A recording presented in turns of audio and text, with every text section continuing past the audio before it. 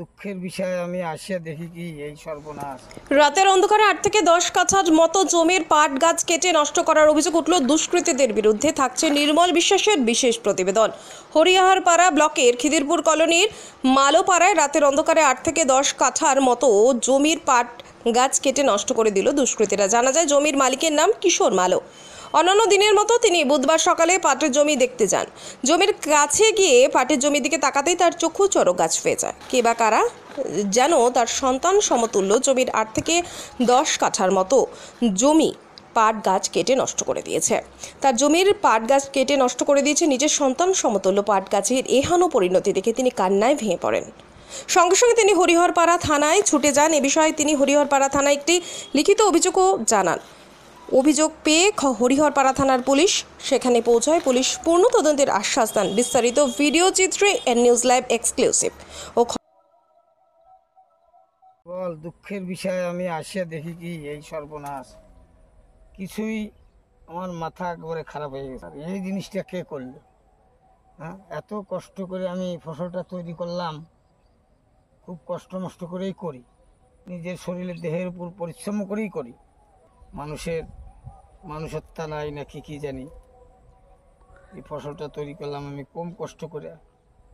আর আজকে কাটছে পাট রাত্রেবেলা, তো দেখি নেই, ধরো মানুষ তো না দেখলে তো কাউরে কিছু বলা যায় না। এই কত কত কাঠা বা কত বিঘা পাট নষ্ট করে হলো আপনার? 10 কাঠা। 10 কাঠা।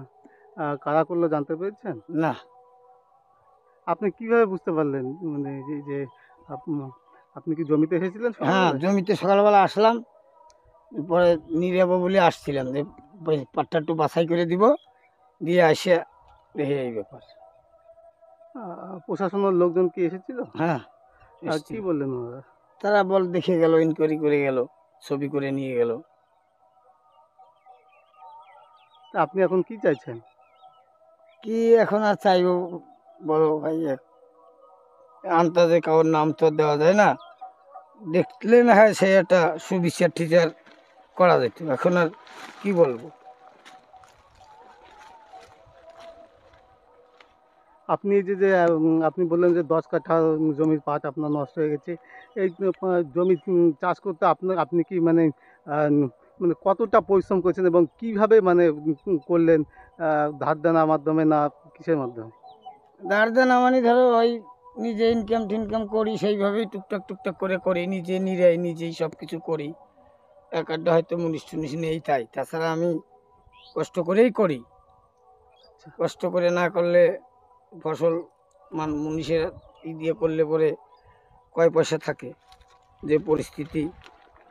নাম? কিশোর মালো। আপনারা শুনলেন কিশোরদার বক্তব্য।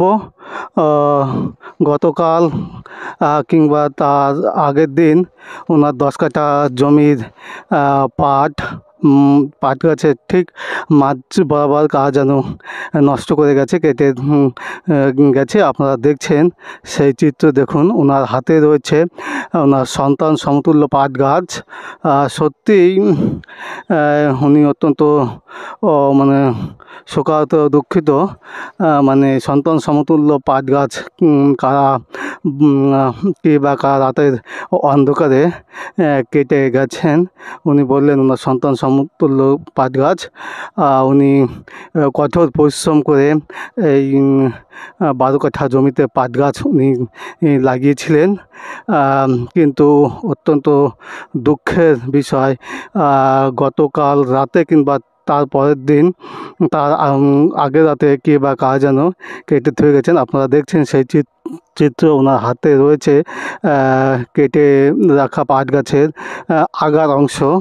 আচ্ছা দাদা, এই যে পাট গাছের যে আগার অংশ, আপনি বললেন যে আপনার সন্তান সমতুল্য পাট গাছ, কি?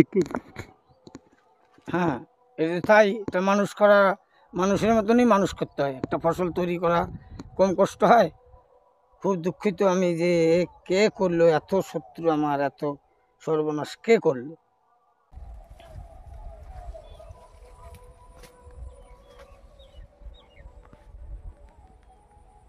করলাম এই করি, সেই করে করতে করতে এই তো অবস্থা।